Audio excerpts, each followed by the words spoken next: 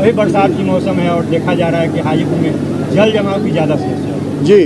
इसको लेकर क्या करें? जल जमाव के लिए तो इन लोगों ने कितना करोड़ का फंड खा गए, आज तक जल जमाव खत्म ही नहीं हुआ।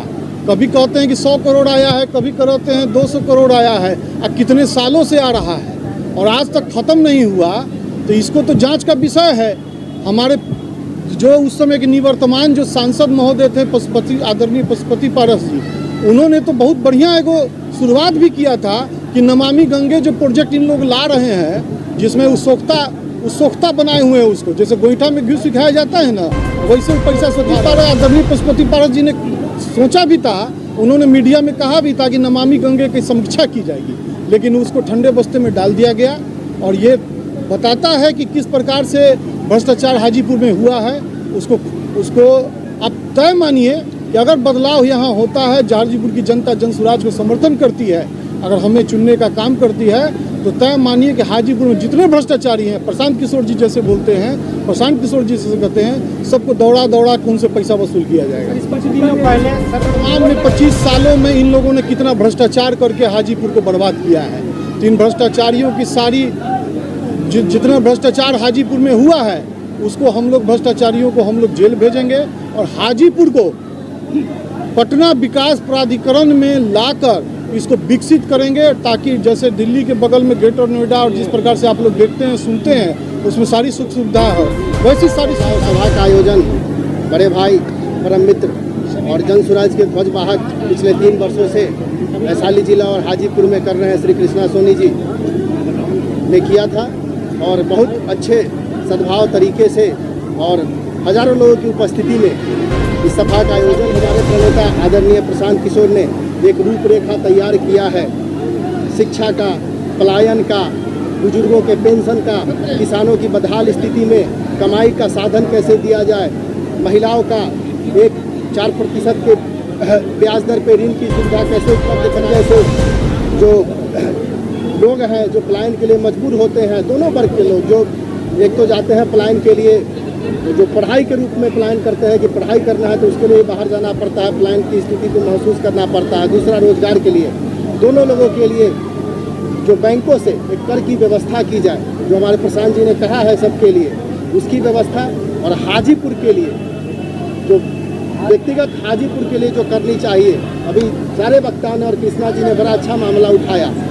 घंटा भर और 2 घंटा अगर बारिश हो जाती है तो हाजीपुर की स्थिति से आप सब लोग परिचित हैं।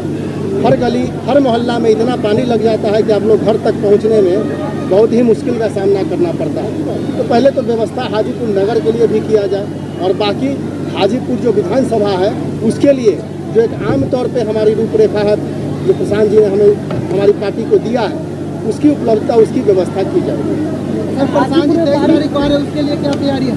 23 तारीख को प्रशांत जी हाजीपुर होते हुए आपको लालगंज में सभा है उनका कॉमर्स कॉलेज में, उसके लिए सारे लोग और जितने संभावित प्रत्याशी हैं, कृष्णा सोनी जी ने तो काफ़ी बसों का इंतजाम किया है, सारे लोग बसों से और सारे जितने भी जनसुराज के कार्यकर्ता हैं, लोगों की जितनी उपलब्धता है उसमें जितना ज़्यादा संख्या में लोग वहाँ पहुँच सके, प्रशांत जी की बातों को सुन सके, उनके जो रूपरेखा है जनसुराज का उसको जान सके, परिकल्पना को समझ सके और उसके अधीन विचार करके और फिर जो आने वाला विधानसभा चुनाव है उसमें अपने वोट का सदुपयोग करें। इसके लिए हम लोग प्रयासरत हैं और सारे जितने भी जनसुराज के कार्यकर्ता हो उत्साह के साथ लगे हुए हैं। सर, प्रशांत जी बोले हैं अर्थ या फर्ज पे, अगर मेरी बिहार में 20-30 विधायक जीतते हैं तो विधायक जी जहाँ भी जा सके उनको मैं रोकने का प्रयास नहीं करूँगा, इस पर क्या कहना चाहते हैं? अब ये तो उन विधायकों को सोचना है कि वो रुकने का प्रयास करते हैं कि जाने का प्रयास करते हैं, फिर बिहार की जनता मालिक है। जितने भी लोग पूर्वज, जितने भी लोग एक से दूसरे पार्टियों में जाने का काम किए हैं, उनकी स्थिति आप अवगत हैं, पूरे बिहार में क्या स्थिति है उसको परख लीजिए। दूसरे जनता मालिक है उसमें। दूसरे प्रशांत जी ने जितनी हिम्मत से ये बात को रखी है, इतनी हिम्मत से कोई दूसरे पार्टी के लोग बोल के देख ले, क्योंकि आज के डेट में जो अभी लोकतांत्रिक व्यवस्था बना दिया है लोग, इन भ्रष्टाचारियों ने, कि चार विधायक भी अगर जिसका हो जाता है तो वो मुख्यमंत्री बनने के लिए तैयार हो जाता है कि नहीं? यही लड़ाई के कारण बिहार को बर्बादी के कगार पर ले जाता है।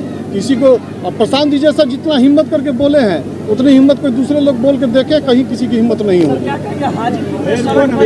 माइक लगाना ही जा रहे हैं, जनता का क्या रिस्पॉन्स मिल रहा है? जनता का बहुत अच्छा रिस्पॉन्स है। जन स्वराज के प्रति जो बदलाव का जो हम लोगों ने एक मुहिम छेड़ा है प्रशांत जी के नेतृत्व में, और जनता इस बात को बखूबी समझ रही है। हमारे जाने से पहले ही वो प्रशांत जी की सभी बातों को समझ चुके हैं, और जाने के बाद इतना जन समर्थन मिलता है, इससे मैं काफ़ी अभिभूत हूँ। और हाजीपुर की जनता को मैं तहे दिल से हाथ जोड़कर धन्यवाद देता हूँ। आप हाजीपुर के वासी हैं जी, खासकर हाजीपुर खुदरी रोड के निवासी हैं।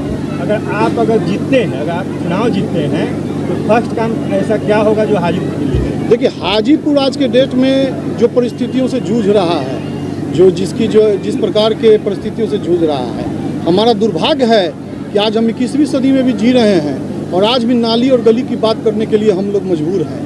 और हाजीपुर में जो नाली और गली की जो स्थिति है कहीं से छिपी हुई नहीं है, कि चंद सेकंड के बारिशों में वो तालाब बन जाता है। और सही सबसे बड़ी बात है कि यह नाली गली ख़त्म होनी चाहिए थी, और ये बताता है कि वर्तमान में 25 सालों में इन लोगों ने कितना भ्रष्टाचार करके हाजीपुर को बर्बाद किया है। तो इन भ्रष्टाचारियों की सारी जितना भ्रष्टाचार हाजीपुर में हुआ है उसको हम लोग भ्रष्टाचारियों को हम लोग जेल भेजेंगे, और हाजीपुर को पटना विकास प्राधिकरण में लाकर इसको विकसित करेंगे, ताकि जैसे दिल्ली के बगल में ग्रेटर नोएडा और जिस प्रकार से आप लोग देखते हैं सुनते हैं उसमें सारी सुख सुविधा हो, वैसी सारी सुविधा के साथ हाजीपुर को सुसज्जित करेंगे। अभी बरसात की मौसम है और देखा जा रहा है कि हाजीपुर में जल जमाव की ज़्यादा समस्या है। जी, इसको लेकर क्या करें? जल जमाव के लिए तो इन लोगों ने कितना करोड़ का फंड खा गए, आज तक जल जमाव खत्म नहीं हुआ। कभी कहते हैं कि 100 करोड़ आया है, कभी कहते हैं 200 करोड़ आया है, अब कितने सालों से आ रहा है और आज तक खत्म नहीं हुआ। तो इसको तो जांच का विषय है।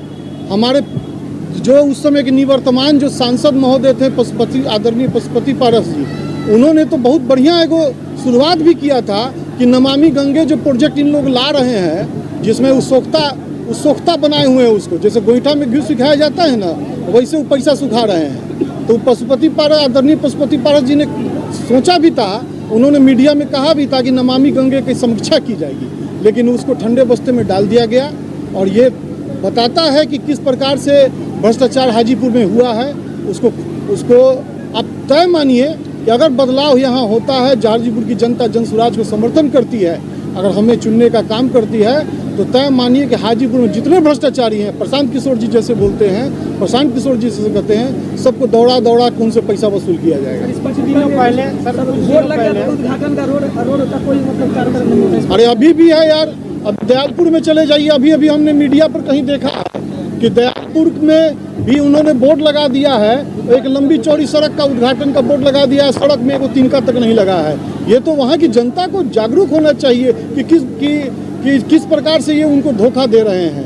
ये शाम को जाते हैं, बोर्ड लगाते हैं, उद्घाटन करके भाग जाते हैं। जनता को सुबह पता चलता है, तब तक कोई वहाँ दर्शन नहीं देता है। जनता जागरूक हो रही है, हर जगह से आवाज़ उठ रही है, और तय मानिए कि बदलाव होगा। कुछ दिनों पहले हाजीपुर में आपने ग्रेटर हाजीपुर बनाने का एक बैनर लगाया था, क्या कुछ रोड मैप है उसका? भैया, तो मैंने तो बताया ही, हर चीज़ में बता रहा हूँ कि हाजीपुर 2005 तक पटना विकास प्राधिकरण के अंडर में था, जैसा कि मुझे जानकारी है।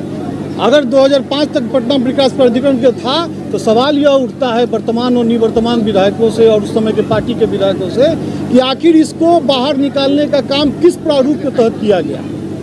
अगर पटना विकास प्राधिकरण के अंडर में यह रहता हाजीपुर, तो आप समझिए कि हाजीपुर से 5 किलोमीटर के डिफरेंस पर पटना से 5 किलोमीटर के डिफरेंस पर हाजीपुर है, उसका विकास नहीं हुआ।